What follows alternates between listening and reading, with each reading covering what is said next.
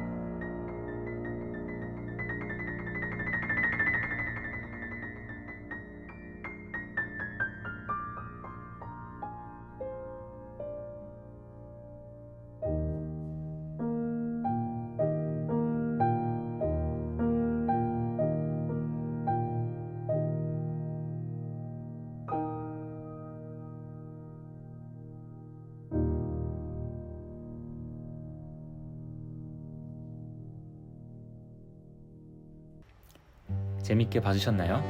이미 먼저 올린 영상이라 한번 보신 분들도 계실 수 있지만 그래도 못 보신 분들을 위해 넣어보았습니다. 그러면 어떤 분들이 도쿄 여행에서 지유가오카를 일정에 넣으면 좋을까요? 시작할 때 한번 말했었지만 제일 먼저 디저트를 좋아하시는 빵순이 빵돌이 분들에게 강력 추천합니다. 지유가오카를 가는 이유는 맛있는 케이크를 먹으러 간다고 해도 과언이 아닐 정도로 유명한 파티시에들이 운영하는 가게들이 자리를 잡고 있습니다.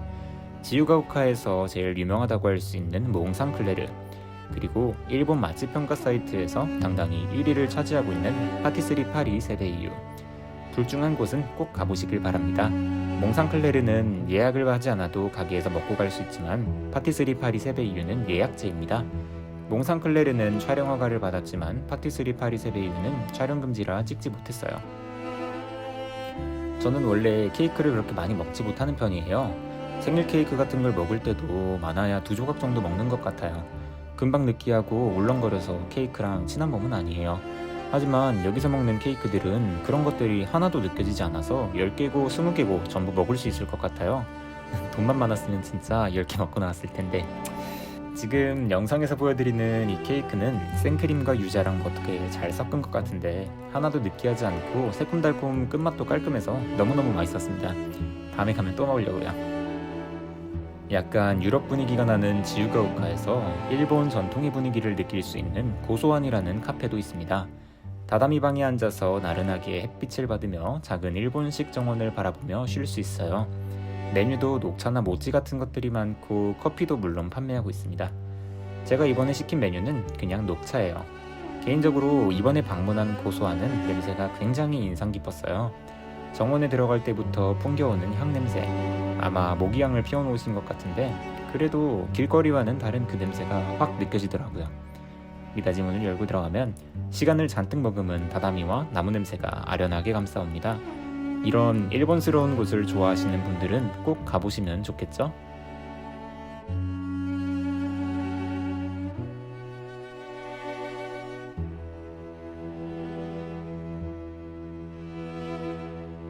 지유가오카에 가신다면 꼭 가봐야 하는 카페 3곳을 먼저 소개해드렸습니다.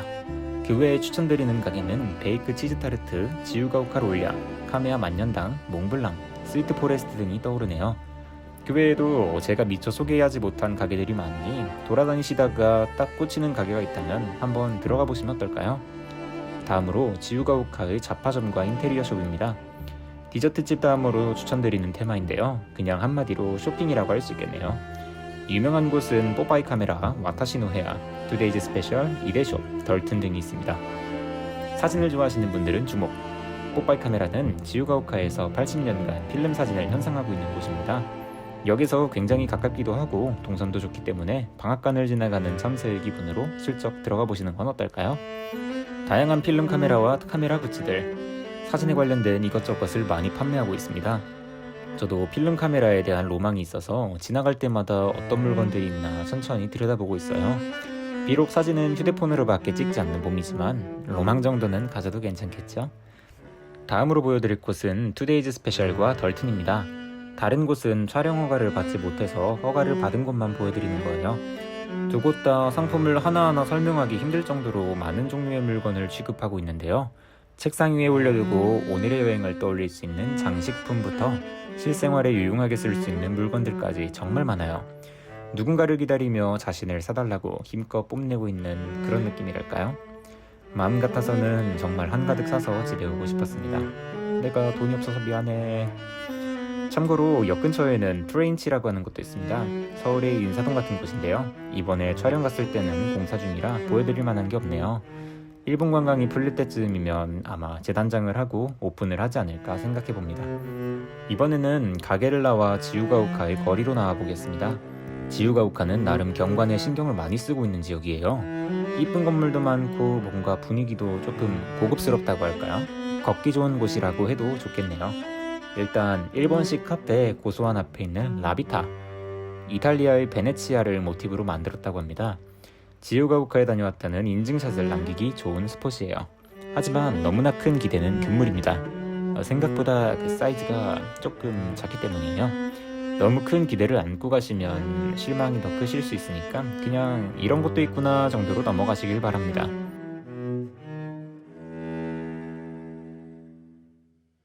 역 바로 앞에 있는 이 상점과 거리가 정말 이쁘죠?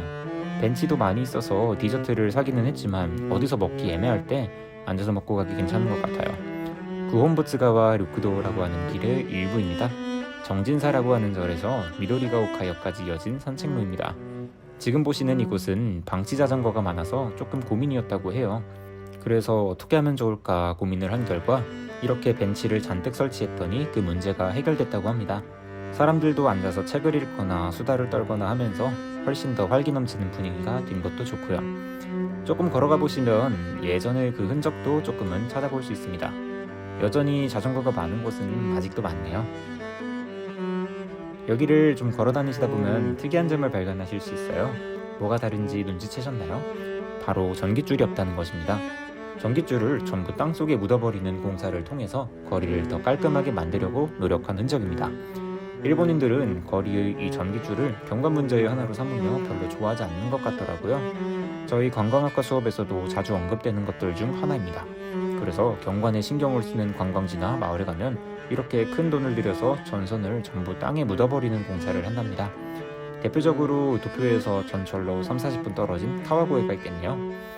저는 개인적으로 전깃줄 가득한 그게 일본스러워서 좋아하는 요소 중 하나지만 말이에요. 여러분은 어떻게 생각하시나요? 지유가오카라는 지명의 유래도 참 재미있는데요. 한국어로 자유의 언덕이라는 뜻이에요. 원래는 지유가오카 학원이라는 학교에서부터 시작됐습니다. 테츠카 키시에라는 사람이 자유주의 교육을 목표로 도쿄부 에바라군 히부스마 마치에 세운 학교입니다. 이게 지금 뭔 소리를 하고 있는 건지 조금 어렵죠? 지금은 사라진 지유가오카의 옛날 이름이라고 보시면 됩니다. 후에 전철이 뚫리고 역이 생기면서 주민들이 강한 의견으로 지유가오카 학원에서 이름을 따와 지유가오카역이라는 이름이 붙었다고 해요. 후에 사람들이 우편물을 보낼 때 원래 지명을 쓰지 않고 지유가오카역 앞 몇 번지라고 쓰게 되면서 자연스럽게 녹아들었다고 합니다. 그렇게 1932년 지유가오카라는 지명은 나라에서 정식적으로 인정을 받게 됐죠. 다음은 데넨초우에 대해서 조금 소개해드릴게요. 지유가오카 영상에서 데넨초우는 또 어디야? 하시는 분들도 많을 텐데요. 지유가오카에서 걸어서 15분, 전철로 한 정거장 떨어진 전원도시입니다. 그렇게 막 특별한 볼거리는 없지만 계획적으로 만들어진 거미줄 모양의 마을과 그 안에 고급 주택들, 빨간 지붕의 데넨초우역이 특징인 동네입니다. 그래서 따로 영상을 만들지 않고 그냥 이렇게 지유가오카 편에 끼워서 같이 보여드릴게요. 데넨초우는 1920년대 지유가오카보다 먼저 생긴 전원도시입니다. 1903년 런던 외곽에 세워진 전원도시를 참고해서 만들었다고 해요. 그래서 초후시에 세운 전원도시라는 의미로 데넨초우입니다. 이곳은 조용히 일본 동네를 산책해보고 싶으신 분들, 디저트를 너무 많이 먹어서 배부르거나 칼로리가 조금 걱정이신 분들 같이 좀 걷고 싶다라는 분들에게 추천드립니다. 평소에도 정돈이 잘 된 이쁜 전원도시이지만 특히 가을에 오시면 은행잎으로 노랗게 물든 거리가 장관이라고 하네요. 9월 초에는 일본식 카페 고소한 옆에 있는 쿠마노 신사의 쿠마노 신사 축제, 10월 초에는 지유가오카 여신상 축제가 열리고 있습니다.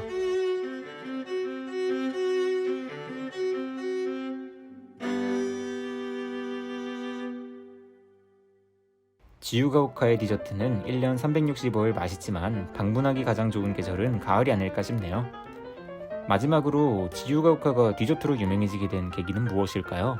1933년 일본에서 처음으로 몽블랑을 만든 몽블랑이라는 가게가 생겼습니다. 일본 첫 마카롱도 여기서 판매하기 시작했다는 것 같아요.